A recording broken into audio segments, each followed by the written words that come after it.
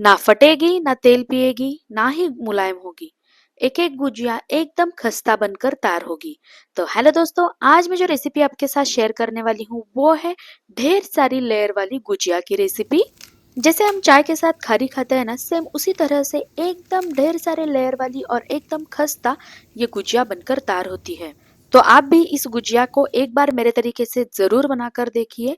मैं दावे के साथ कह सकती हूँ कि इस दिवाली जो भी मेहमान इसे टेस्ट करेंगे ना, इसकी तारीफ किए बिना नहीं रह पाएंगे। तो चलिए गुजिया बनाना स्टार्ट करते हैं। तो सबसे पहले यहाँ पर हम जो गुजिया की स्टफिंग होती है ना, उसे बनाकर तैयार कर लेंगे।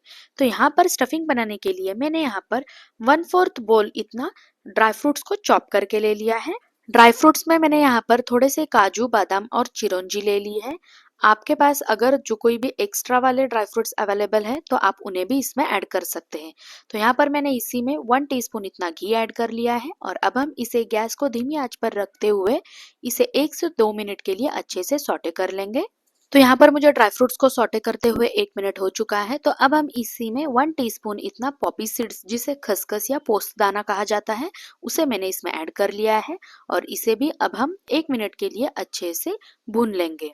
तो यहाँ पर मैंने इन सारे ड्राई फ्रूट्स को अच्छे से भून लिया है। तो चलिए अब हम इसे एक प्लेट में निकाल लेते हैं। भुने हुए ड्राई फ्रूट्स को तो मैंने एक प्लेट में निकाल लिया है। तो अब हम क्या करेंगे, गैस पर एक पैन चढ़ा लेंगे और इसी में 2 बोल इतना सूखे नारियल को ग्रेट करके ऐड कर लेंगे। गैस को धीमी आंच पर रखते हुए हमें इसे इसी तरह से 3 से 4 मिनट के लिए भूनते रहना है। तो यहाँ पर ध्यान रखिए, इसे हमें कंटिन्यूअसली चलाते हुए ही भूनना है। अब थोड़ी देर बाद आप यहाँ पर देख सकते हैं जो ड्राई कोकोनट का कलर है वो अभी हल्का सा चेंज होना स्टार्ट हो चुका है। तो अब हमें क्या करना है, इसी तरह से इसे 2 मिनट के लिए चलाते हुए भून लेना है। तो यहाँ पर मुझे इसे भूनते हुए 2 मिनट हो चुके हैं। तो चलिए अब हम गैस को बंद कर देंगे और इसे भी एक प्लेट में निकाल लेंगे। अब दूसरी साइड गैस पर फिर से पैन चढ़ा लेंगे और इसी में हाफ बोल इतनी जो बारीक वाली सूजी होती है ना, उसे अब हम पैन में ऐड कर लेंगे। अगर आपके पास बारीक वाली सूजी नहीं है तो जो मोटी वाली सूजी होती है ना, उससे ही आप मिक्सी जार में थोड़ा सा पीस कर ले सकते हैं। तो यहाँ पर अब हम इसी में 1 टीस्पून इतना घी ऐड कर लेंगे और सूजी को भी हमें हल्का सा सुनहरा होने तक इसे भी अच्छे से भून लेना है। तो गैस को यहाँ पर बिल्कुल भी हाई फ्लेम पर मत रखिए, नहीं तो जो सूजी है उसका कलर एकदम से ही ब्राउन हो जाएगा और सूजी अंदर से कच्ची रह जाएगी। तो यहाँ पर हमें इसी तरह से इसे चलाते हुए 2 से 4 मिनट के लिए इसे अच्छे से भून लेना है। अब थोड़ी देर बाद आप यहाँ पर देख सकते हैं जो सूजी का कलर है वो हल्का सा ब्राउन होना स्टार्ट हो चुका है। तो हमें इसे ज्यादा ब्राउन होने तक बिल्कुल भी नहीं भूनना है, बस हल्का सा ब्राउन होने तक ही हमें इसे भून लेना है। तो अब हम क्या करेंगे, गैस को बंद कर देंगे और इसे भी एक प्लेट में निकाल लेंगे। तो यहाँ पर आप देख सकते हैं हमने जो सारी चीजें भून कर ली थी उन्हें मैंने इस तरीके से एक प्लेट में निकाल लिया है। तो अब हम इन सारी चीजों को इस तरीके से अच्छे से मिला लेंगे। सारे इंग्रेडिएंट्स अच्छे से मिक्स करने के बाद अब हम इसमें 1 टेबलस्पून इतना छुआरे का पाउडर ऐड कर लेंगे। अगर आपके पास ये नहीं है तो आप स्किप भी कर सकते हैं, पर अगर है तो जरूर ऐड कीजिए, क्योंकि इसी से जो स्टफिंग का टेस्ट आता है ना, वो बहुत ही बढ़िया आता है। छुआरे का पाउडर ऐड करने के बाद फिर से हमें इसे एक बार अच्छे से मिला लेना है और इसे हल्का सा ठंडा होने के लिए थोड़ी देर के लिए साइड में रख देना है। तो यहाँ पर मुझे स्टफिंग को साइड में रखे हुए 10 से 15 मिनट हो चुके हैं। इतनी देर में जो स्टफिंग है वो हल्का सा ठंडा हो चुका है। तो अब हम इसी में 3/4 बोल इतनी पीसी हुई चीनी ऐड कर लेंगे और इसी में 1/4 टीस्पून इतना इलायची पाउडर भी ऐड कर लेंगे। इसके बाद हमने जो सारे इंग्रेडिएंट्स इसमें ऐड किए हैं, इन्हें अब हम स्पून से इस तरीके से 1 से 2 मिनट के लिए अच्छे से मिला लेंगे। जितना भी आप स्पून से मिक्स कीजिए, जैसे हम हाथों से मिक्स करते हैं उस तरीके से एकदम अच्छे से ये स्पून से मिक्स हो ही नहीं पाता है। तो 2 मिनट इसे स्पून से मिक्स करने के बाद फिर से हमें इस तरीके से हल्का सा क्रश करते हुए इसे हाथों से अच्छे से मिक्स कर लेना है। अब थोड़ी देर बाद आप यहाँ पर देख सकते हैं मैंने स्टफिंग को बहुत ही बढ़िया तरीके से मिला लिया है और यहाँ पर हमारा गुजिया का जो स्टफिंग है वो बनकर तैयार हो चुका है। स्टफिंग तो हमने बनाकर तैयार कर लिया है। तो चलिए अब हम गुजिया बनाने के लिए उसका जो डो है उसे बनाकर तैयार कर लेते हैं। तो यहाँ पर मैंने 1 कटोरी इतनी जो बारीक वाली सूजी होती है ना, उसे मैंने ले लिया है। इसी के साथ 1 कटोरी इतना मैदा भी अब हम इसमें ऐड कर लेंगे। तो यहाँ पर मैंने 1 बोल मैदा और 1 बोल सूजी इस तरीके से ले लिया है और अब हम इसमें 1/4 टीस्पून इतना नमक ऐड कर लेंगे।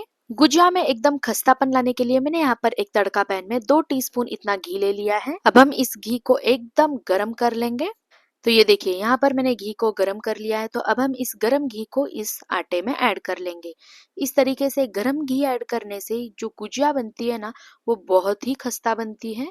तो यहाँ पर हमने जो घी इसमें ऐड किया है उसे आटे के साथ अच्छे से मिला लेंगे। हमने जो गरम घी इसमें ऐड किया था वो अभी पूरी तरह से ठंडा हो चुका है, तो अब हम क्या करेंगे, इस तरीके से हाथों से इसे अच्छे से मिक्स कर लेंगे। हमने जो घी ऐड किया है उसकी जो क्वांटिटी है वो बराबर है कि नहीं, ये चेक करने के लिए हमें आटे को इस तरीके से रोल करना है। आप यहाँ पर देख सकते हैं बहुत ही इजीली ये जो आटा है वो रोल हो रहा है, और इस तरीके से सिर्फ छूने से ही जो आटा है वो बिखर रहा है। इसका मतलब ये जो हमने घी इसमें ऐड किया है उसकी क्वांटिटी एकदम बराबर है।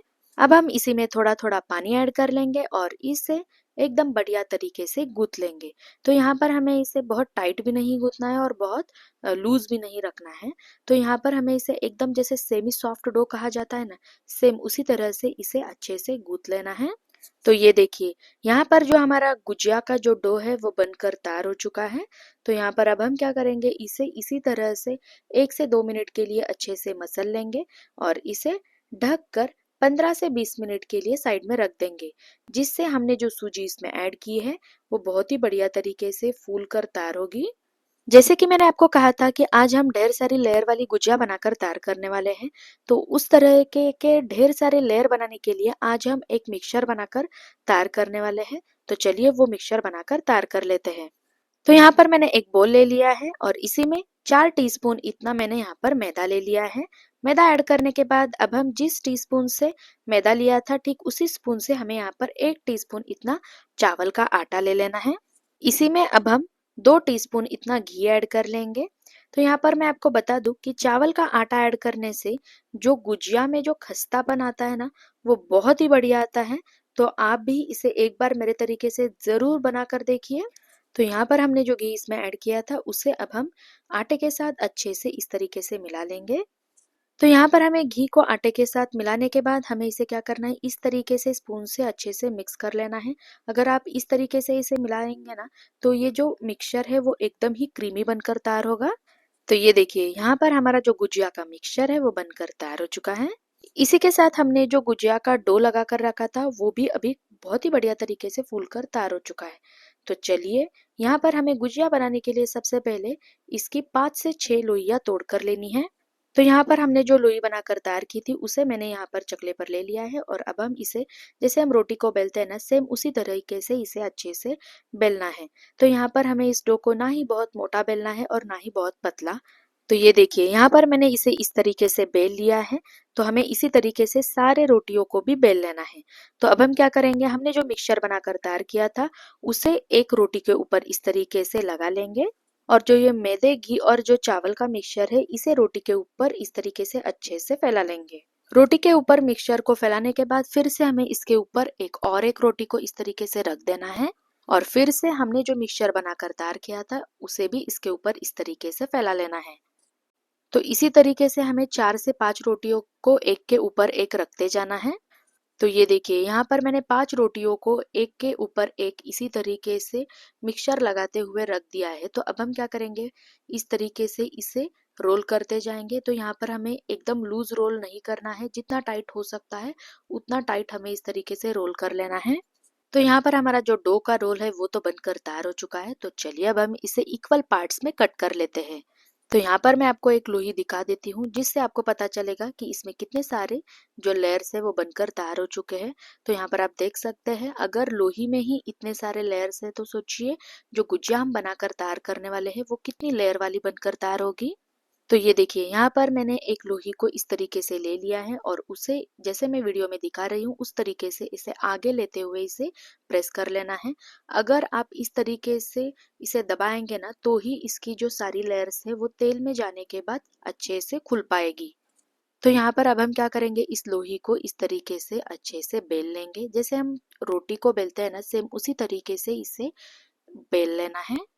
तो ये देखिए यहाँ पर मैंने जो गुजिया की रोटी है उसे मैंने इस तरीके से बेल लिया है। तो अब हम क्या करेंगे, यहाँ पर गुजिया बनाने के लिए अब हम इस तरीके से जो गुजिया का मोल्ड होता है उसे अब हम ले लेंगे और उसके ऊपर इस तरीके से इस रोटी को रख देंगे। मोल्ड में रोटी को ऐड करने के बाद रोटी को मोल्ड के साथ हल्का सा प्रेस कर लेना है, और फिर अब हम इसमें हमने जो स्टफिंग बनाकर तैयार की थी उसे अब हम इसमें ऐड कर लेंगे। तो ये देखिए यहाँ पर मैंने भर भर के स्टफिंग को ऐड कर लिया है। तो अब हम साइड में थोड़ा सा पानी लगा लेंगे और इस तरीके से इसे बंद कर लेंगे। और जो एक्स्ट्रा वाला जो डो है ना, उसे अब हम इस तरीके से निकाल लेंगे।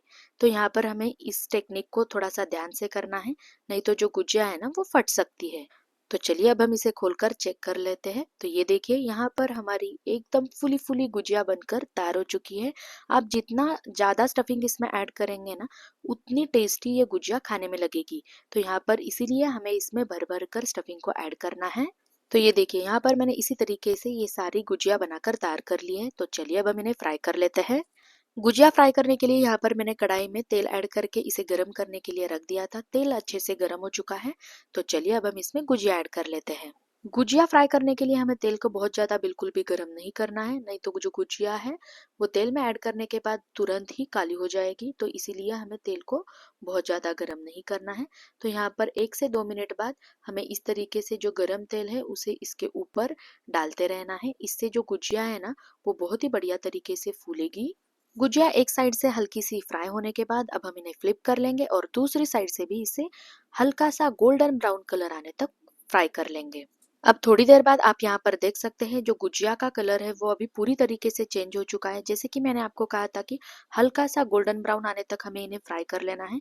तो वो गोल्डन ब्राउन कलर अब गुजिया में आ चुका है। तो चलिए अब हम इन्हें तेल से निकाल लेते हैं। तो ये देखिए यहाँ पर हमारी ढेर सारी लेयर वाली एकदम खस्ता गुजिया बनकर तैयार हो चुकी है। तो आप भी इसे एक बार मेरे तरीके से ज़रूर बनाकर देखिए और अगर आपको मेरी वीडियो अच्छी लगे तो लाइक शेयर सब्सक्राइब ज़रूर कीजिए। बाय।